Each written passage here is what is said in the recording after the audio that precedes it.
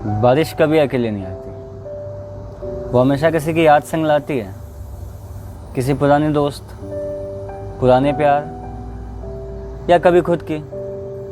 हर बारिश अपने साथ एक नई याद लेकर आती है, लेकिन एक पुरानी याद हमेशा आती है। 10th क्लास का लास्ट एग्ज़ाम, मैं क्लास में सबसे लेट पहुंचा। जब तक मैं पहुंचा तब तक शीट्स बच चुकी थी और बेल बजने का इंतज़ार था ताकि सब अपना लिखना स्टार्ट कर दे।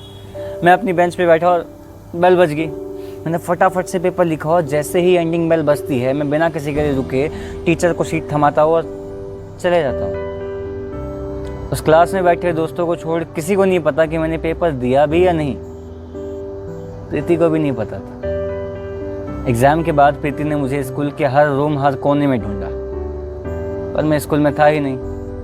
मैं स्कूल के बगल वाले पार्क में था। नहीं, कोई नशा वशा नहीं कर रहा था, लेकिन बस बैठा था। बारिश का मौसम हो रहा था। कुछ देर में प्रीति भी वहाँ आ गई। एक्चुअली वो जानती है कि जब मेरा मूड ख़राब होता है तो मैं कहाँ जाता हूँ। वो वहाँ आकर कहती है कि विनोद, पिछले 20 मिनट से मैं तुझे स्कूल में यहाँ वहाँ ढूंढी हूँ। सुबह तू पेपर से पहले भी नहीं लिखा और बाद में ना जाने कब निकल गया तू। मैं इतना परेशान थी कि कहीं तेरा पेपर तो मिस नहीं हो गया और तू यहाँ बैठा है। मैंने उसकी आंखों में गहराई देखी। वो मेरे पास आकर बैठ गई। उसने कहा, विनोद आज आखिरी दिन है, इसके बाद पता नहीं हम कब मिलेंगे। तो मैंने कहा, तो मत जाना।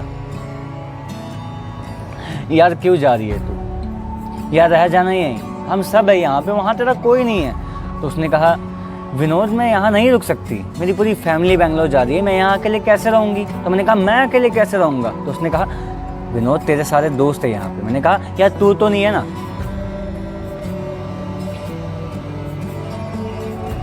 प्रीति अब बेंगलोर जा रही थी। 7 महीने पहले उसके पापा का ट्रांसफ़र बेंगलोर हो गया। उसकी जिद थी कि वो 10th यहीं पे ख़त्म करे, इसलिए उस टाइम उसके पापा गए। लेकिन अब वो और उसकी मम्मी दोनों जा गए। मैं 9th में न्यू एडमिशन था, वो 6th से ही वहाँ पढ़ रही थी। और क्योंकि मैं बॉयज़ स्कूल से आया था, बॉयज़ स्कूल से होने की वजह से मैं लड़कियों से बात करने में थोड़ा अनकंफर्टेबल था।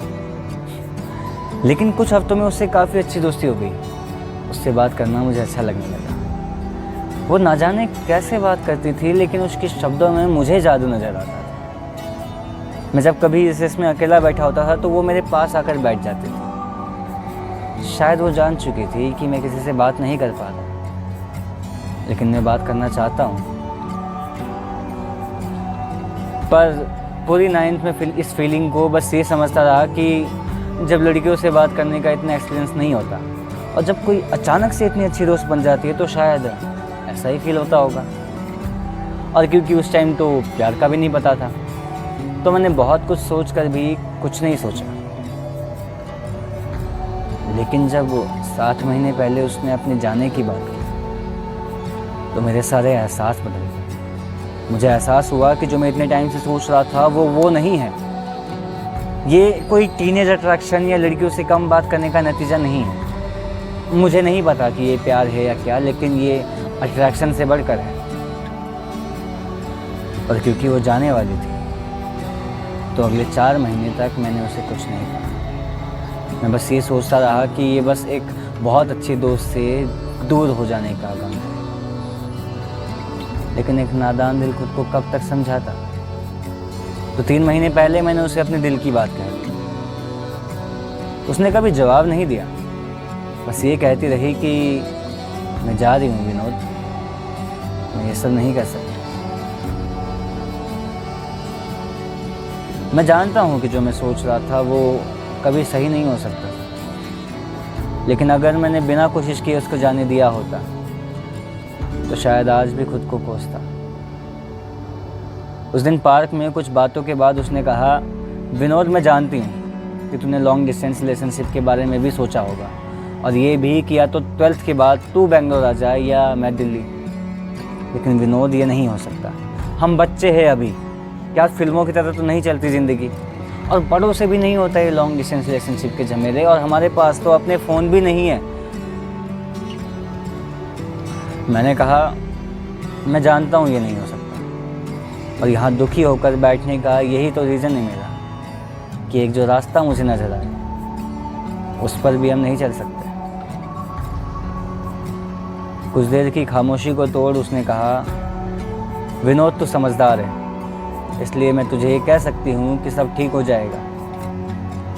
ये जो तू सोच रहा है मुझे नहीं पता ये तेरा एहसास क्या है, लेकिन मैं चाहकर भी इसे प्यार मानकर अपने फीलिंग्स को खुद पर हावी होने नहीं दे सकती। तू कहेगा मैं बड़ों जैसी बातें करती, लेकिन विनोद जाना मुझे पड़ रहा है। तू ये चाहकर भी फील नहीं कर सकता जो मैं पिछले 7 महीने से कर रही हूँ विनोद। तो इसलिए बेहतर यही होगा कि तू भी अपने घर चले जा और मुझे भी जाने दे। थोड़ी देर बाद मैंने उससे कहा, भूल तो नहीं जाएगी मुझे? उसने पूछा क्या? मैंने कहा भूल तो नहीं जाएगी?